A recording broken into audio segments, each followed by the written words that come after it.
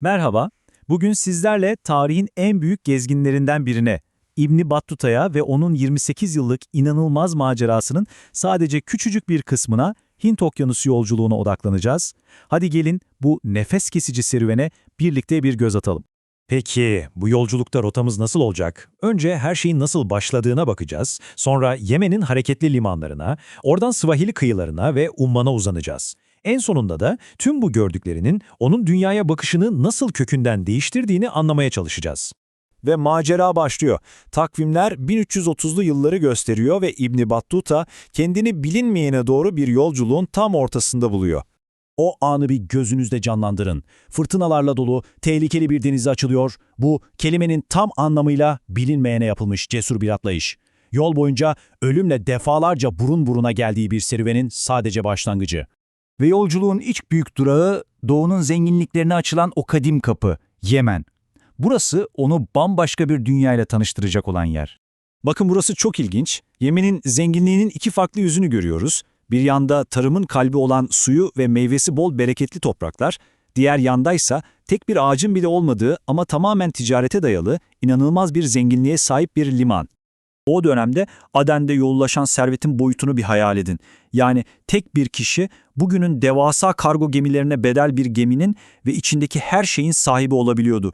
Bu akıl almaz bir güç ve zenginlik demek. İbn Battuta, Yemen'den sonra rotasını açık okyanusa çeviriyor ve Doğu Afrika'daki Swahili kıyılarının o dönemki gelişmiş ve güçlü krallıklarına ulaşıyor. Şimdi Swahili kıyıları dediğimizde aklınıza sakın ıssız, izole yerler gelmesin. Aksine Hint Okyanusu ekonomisinin can damarlarından biri olan kendi içinde zengin ve capcanlı bir medeniyetten bahsediyoruz. Mogadishu'da karşılaştığı bu manzara, şehrin ne kadar düzenli ve organize olduğunun en net kanıtı. Hayvancılık ve deniz aşırı ticaretle zenginleşmiş bir şehirde her şeyin bir adabı, bir usulü ve bir töreni var. Yolculuğu onu bugünkü Tanzanya'da bulunan Kulva'ya yani Kilva'ya götürdüğünde sultanın cömertliği ve dindarlığından o kadar etkileniyor ki bu sözleri yazıyor. Hatta sultanın sarayına misafir gelmediği günler üzüldüğünü bile not düşüyor. Hadi şimdi de yolculuğun dönüş kısmına bakalım. Bu sefer rota Arap Denizi'nin karşı yakasına, Umman ve Basra Körfezi'ne çevriliyor.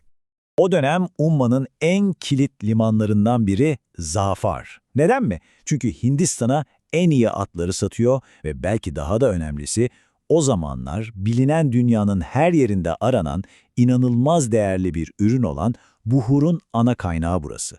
Yani Zafar adeta küresel bir lüks ticaret merkezi. Ve Hürmüz. Burası sadece bir liman değil, bölgenin adeta ticaret borsası. Hindistan'dan gelen malların Orta Asya pazarlarına dağıtıldığı stratejik bir kavşak noktası. Her şey buradan geçmek zorunda.